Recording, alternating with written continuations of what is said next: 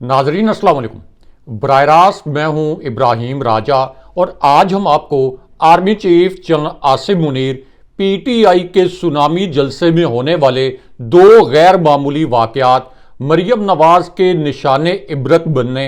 एक जनरल और पाकिस्तान के सबसे बड़े और सबसे मकबूल लीडर इमरान खान साहब के मुतल्लिक चार बड़ी ब्रेकिंग न्यूज से आगाह करेंगे। सबसे पहले आपको army chief general Asim Munir और इमरान खान साहब के मुतल्लिक नजम सेठी साहब ने जो तीन तहलका खेज इंकशाफात किए हैं, ये तीनों इंकशाफात मुख्तसरन आपके सामने रखते हैं। नजम सेठी साहब ने अपने पहले इंकशाफ में army chief general Asim Munir का रेफरेंस दिया। इसी इंकशाफ में उन्होंने इमरान खान साहब का हवाला भी दिया, यानी इमरान खान साहब और पीटीआई जो कि पिछले 2 साल के बदतरीन जबर के बावजूद जस्टिस फायज ईसा की जानिब से इस्टेब्लिशमेंट का एक हकीर सा एजेंट बनने के बावजूद और पीटीआई से बल्ले का इंतखाबी निशान छीनने के बावजूद 8 फरवरी 2024 का इलेक्शन तकरीबन 3/4 अक्सरियत से जीती। अब इस पूरी सूरत हाल में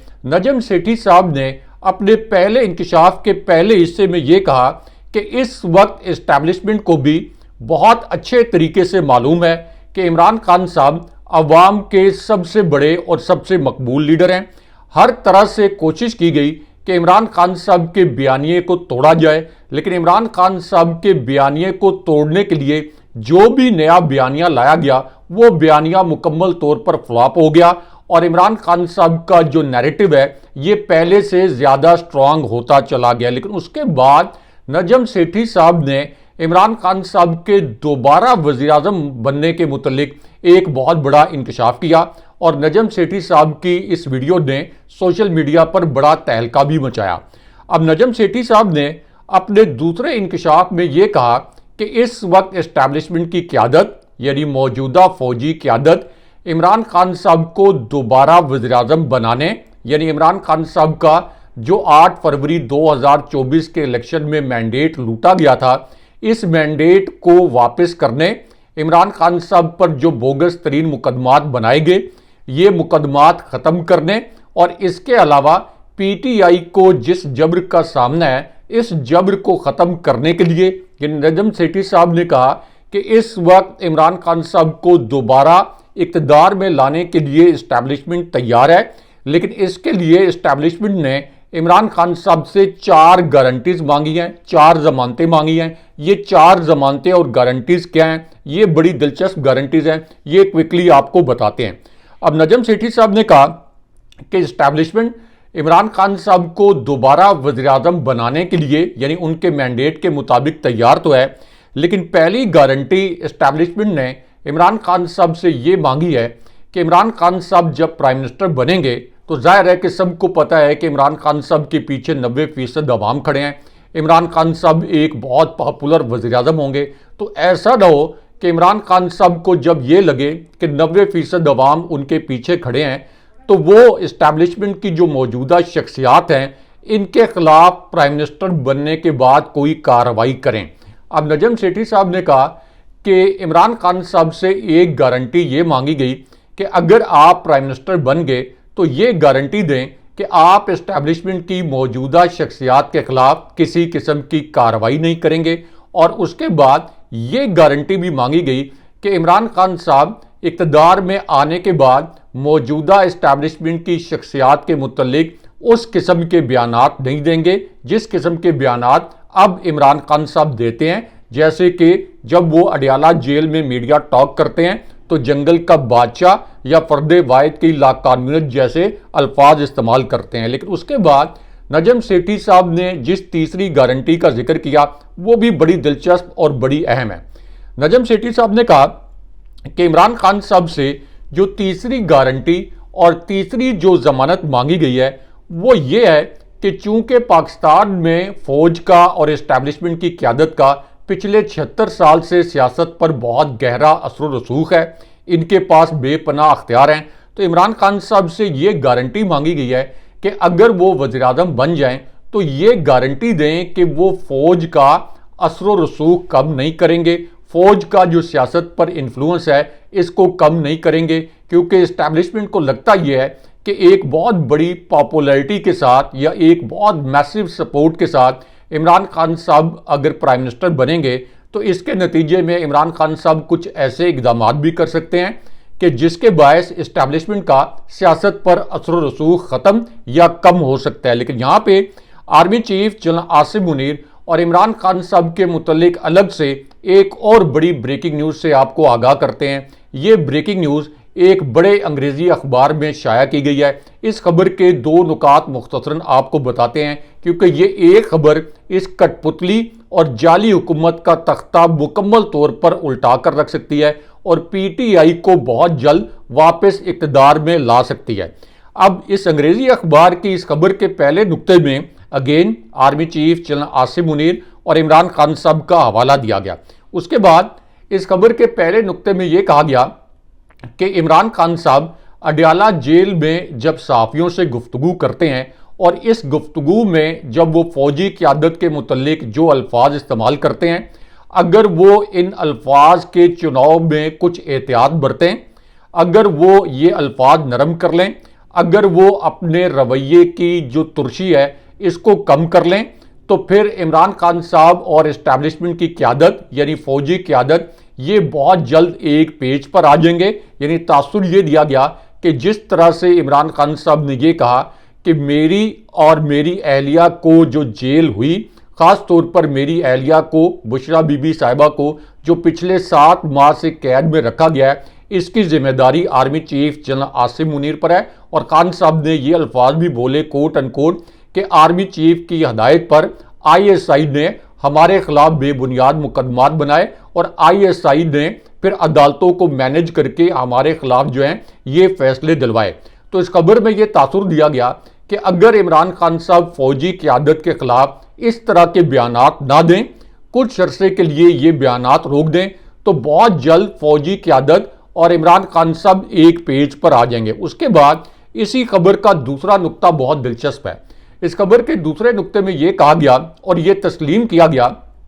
कि इमरान खान साहब और पीटीआई का जो सोशल मीडिया सेल है, इसके बयानिए का कोई जवाब इस्टेब्लिशमेंट के पास और इस कठपुतली हुकूमत के पास नहीं है। इसलिए इस खबर में यह कहा गया कि पीटीआई का जो सोशल मीडिया है ये भी अगर इस्टेब्लिशमेंट और फौजी क़यादत के मुतल्लिक अपनी जो पोस्ट हैं इनको नरम कर ले, या फौजी क़यादत या इस्टेब्लिशमेंट पर जिस तरह से तनकीद की जाती है, अगर इस तरह की तनकीद ना की जाए तो इस सूरत हाल में भी इस्टेब्लिशमेंट और तहरीक इंसाफ बहुत जल्द एक दूसरे के करीब आ सकते हैं। यहाँ तक कि ये भी लिखा गया इस खबर में कि अगर इमरान खान साहब और पीटीआई का सोशल मीडिया सेल ये दो काम कर ले तो इस्टेब्लिशमेंट और इमरान खान साहब इतनी जल्दी करीब आ सकते हैं कि नून लीग और पीपल्स पार्टी की जो सियासत है ये हमेशा के लिए ख़त्म हो सकती है। लेकिन उसके बाद 5 जनरल्स और इमरान खान साहब के मुतल्लिक जो एक अहम खबर है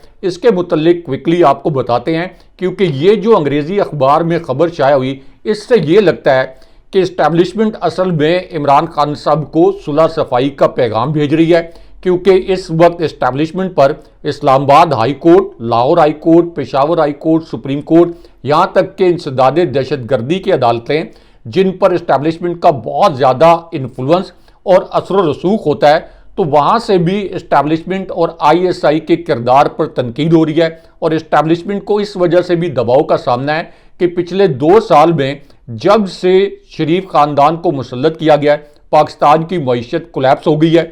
पाकिस्तान के अवाम महंगाई के कहर के नीचे इस वक्त पिस रहे हैं। तो इसलिए इस्टेब्लिशमेंट चूँकि इस वक्त बहुत ज़्यादा दबाव में है, तो इसलिए लगता यह है कि इमरान खान साहब को इस तरह की खबरों के ज़रिए कोई सुलह सफाई का पैगाम भेजा गया। लेकिन यहाँ पे इमरान खान साहब और 5 जनरल्स के मुतल्लिक जो एक ब्रेकिंग न्यूज़ है इसके मुतल्लिक आपको बताते हैं। तो मामला ये है कि जिस वक्त पीटीआई का जलसा हो रहा था, तो इससे पहले और फिर इमरान खान साहब ने जब मीडिया टॉक की तो इससे पहले मुख्तलिफ टीवी चैनल्स की स्क्रीन पर 5 जो रिटायर्ड जनरल्स हैं ये अचानक नमूदार हुए और इनके मुतल्लिक एक बहुत दिलचस्प हकीकत ये है कि ISPR की जानिब से मुख्तलिफ चैनल्स को एक फहरिस्त फराहम की जाती है और इस फहरिस्त में बताया जाता है कि ये जो रिटायर्ड फौजी अफसरान हैं इनको आप एक सियासी तज्जियाकार के तौर पर अपनी ट्रांसमिशन में ले सकते हैं, और जिन फौजी अफसरान को आप अपनी ट्रांसमिशन में नहीं ले सकते उनकी एक फहरिस्त भी अलग से टीवी चैनल्स को दी जाती है। मिसाल के तौर पर जनरल नईम खालिद लोधी जो है, अब उनकी टीवी पर अपीयरेंस जो है इसको बैन कर दिया गया था। इसी तरह जनरल अमजद शेब, वो भी टीवी पर जब पीटीआई के हक में मेरिट पर बात करते थे तो उनको भी टीवी स्क्रीन पर बैन करवा दिया गया था। और अभी हाल ही में जनरल अमजद शेब का एक इंटरव्यू भी वायरल हुआ है जिसमें वो आंसुओं के साथ रोते हुए नजर आए क्योंकि उनको फौज ने गिरफ्तार किया था। और उन्होंने कहा इस इंटरव्यू में कि मेरे लिए तल्ख तरीन लम्हा वो था कि वो फौजी ऑफिसर जो कि मुझे अपना उस्ताद और वालिद कहता था, उसी के हाथों मेरी गिरफ्तारी हुई। और फिर उनकी एक बड़ी तकलीफदेह तस्वीर जो है वो भी उनके जेल से आप कह लें कि जानबूझ के लीक की गई थी, जहां पे ये देखा जा सकता था कि जिस तंगो तारीख सेल में उनको रखा गया उसके बिल्कुल साथ ही एक छोटा सा वॉशरूम है और उनकी प्राइवेसी को इन्वेड किया गया था। तो इस पूरी सूरत हाल में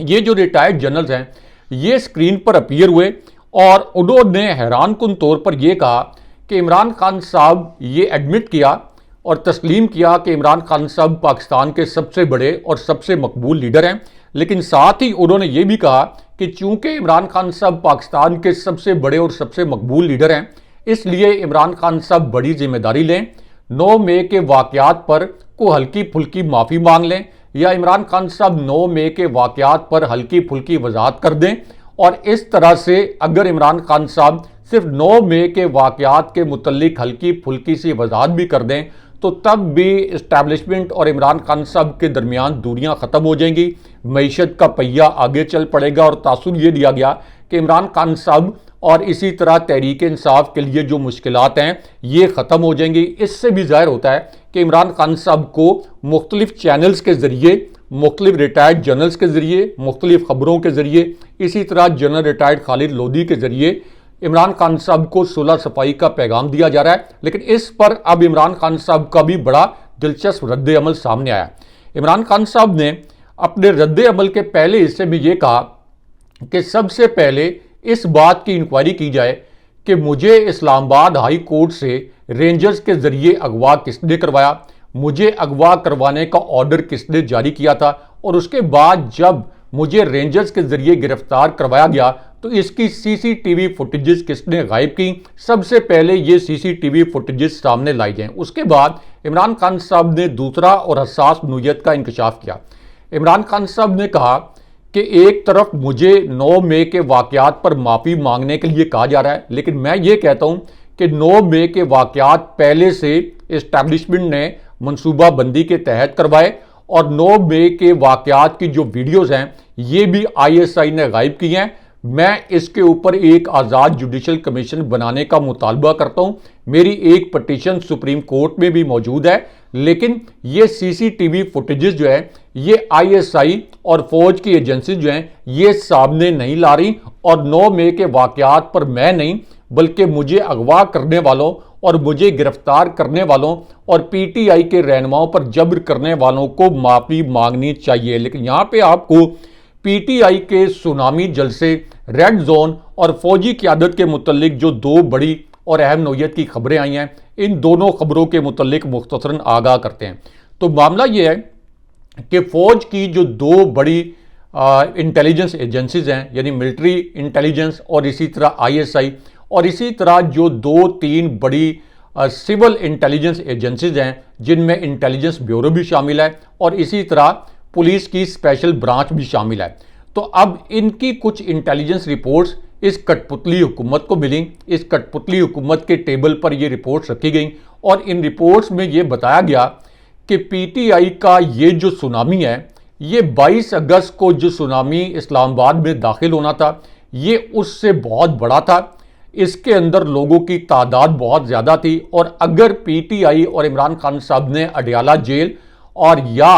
लॉन्ग मार्च यानी रेड जोन की तरफ लॉन्ग मार्च की कॉल दे दी तो फिर इस सूरत हाल में इस सुनामी को रोकना नामुमकिन हो जाएगा। ख़ास तौर पर अडियाला जेल पर अगर धरने की कॉल दे दी गई तो फिर इस पूरी सिचुएशन में हालात आउट ऑफ कंट्रोल हो जाएंगे और ऑब्वियसली या तो इमरान खान साहब को इन बोगस केसेस में रिहा करना पड़ेगा या फौरी तौर पर इमरान खान साहब से मुज़ाकरात शुरू करने पड़ेंगे। तो अब इस पूरी सूरत हाल में इस कठपुतली हुकूमत ने दो बड़े घिनौने इकदाम किए। एक कदम तो ये उठाया कि इस्लामाबाद में बगैर इजाज़त जलसे के एक जो है अब सदर जरदारी जो कि जाली तरीके से सदर बने, तो एक उन्होंने बिल के ऊपर दस्तखत करके उसको कानून बना दिया है कि इस्लामाबाद में बगैर इजाज़त के अगर जलसा किया तो इस पर 3 साल की सज़ा होगी। लेकिन पीटीआई के सुनामी का इतना खौफ था कि पूरे इस्लामाबाद को कंटेनर्स का एक कला बना दिया गया, पूरा जो रेड जोन था इसको सील कर दिया गया। लेकिन उसके बावजूद अब जो कुछ फुटेजेस सामने आई हैं इनमें देखा जा सकता है कि कारकुनों ने, निहत्ते कारकुनों ने ये जो कंटेनर्स के पहाड़ थे इनको उल्टा दिया और उसके बाद इस्लामाबाद जाने वाले रास्ते जो हैं इनको भी क्लियर किया गया। लेकिन उसके बाद दो मजीद वीडियोस जो बड़ी हैरानकुन वीडियोस हैं ये भी वायरल हुई। अब ये वीडियोस उस वक्त वायरल हुई जब इस्लामाबाद की इंतजामिया ने जो होटल मालकान हैं उनको ये हदायत की कि पीटीआई के जो कारकुन हैं इनको ना आपने रिहाइश देनी है, ना खाना देना है, ना ही किसी किस्म का कैटरिंग का जो सामान है इनको देना है, वरना होटल हम सील कर देंगे और होटल के मालकान जो हैं इनको गिरफ्तार कर लेंगे। लेकिन उसके बावजूद एक बहुत बड़ी तादाद में लोग जो हैं वो इस जलसे में आए। केपी से आने वाले जो काफिले थे वो इतने बड़े, आप कह लें कि मैसिव लेवल के ऊपर वो मूवमेंट हुई कि इस कठपुतली हुकूमत के लिए इन काफिलों को रोकना नामुमकिन हो गया और ये जो कर्फ्यू था इसको लोगों ने अमली तौर पर उड़ा के रख दिया। लेकिन उसके बाद एक जो फुटेज वायरल हुई है जो कि इस जलसे से वो बड़ी दिलचस्प है। ये फुटेज एक ऐसी सूरत हाल में वायरल हुई जब मुस्तफ़ा नवाज खोखर ने कुछ डॉक्यूमेंट्स जो हैं ये ट्विटर पर भी शेयर किए और एक प्रोग्राम में भी शेयर किए और उन्होंने कहा कि मैं इस्लामाबाद के 2 आज़ाद हलकों से इलेक्शन लड़ा था। मेरे इन 2 आज़ाद हलकों में DHAs के हलके भी हैं जहां पर फौजी घराने यानी रिटायर्ड फौजी अफसरान, हाजिर सर्विस फौजी अफसरान और हाजिर सर्विस फौजी एहलकार और उनके अहल खाना जो हैं वो DHAs में आबाद हैं। और उन्होंने ये कहा कि मेरे पास जो फॉर्म 45 मौजूद हैं उसके मुताबिक ये जो DHAs के हल्के हैं यहाँ भी पीटीआई ने 3/4 से ज़ायद जो हैं ये वोट हासिल किए। अब इस पूरी सूरत हाल में जो पीटीआई का सुनामी जलसा हुआ है इसमें भी देखा जा सकता है कि कई रिटायर्ड फौजी अफसरान, यहाँ तक कि रिटायर्ड लेफ्टिनेंट जनरल के लेवल के जो अफसरान हैं उनके अहल खाना ने भी इस सुनामी जलसे में शिरकत की और खौफ के तमाम बुत जो हैं तोड़ दिए। दूसरी जानिब पत्तर ने अपनी रिपोर्ट में ये कहा है कि मरियम नवाज का जो हल्का है इसका भी हमने ऑडिट शुरू कर दिया है। मरियम नवाज बैर शराफत से अपनी नशिस्त फॉर्म 45 के मुताबिक हारी थी और अगर अब ट्राइब्यूनल ने मेरिट पर फैसला किया तो मरियम नवाज की वजारत आला खत्म हो जाएगी और वो सियासी तौर पर निशाने इबरत बन जाएंगी। अगले प्रोग्राम तक के लिए अल्लाह हाफ़िज़।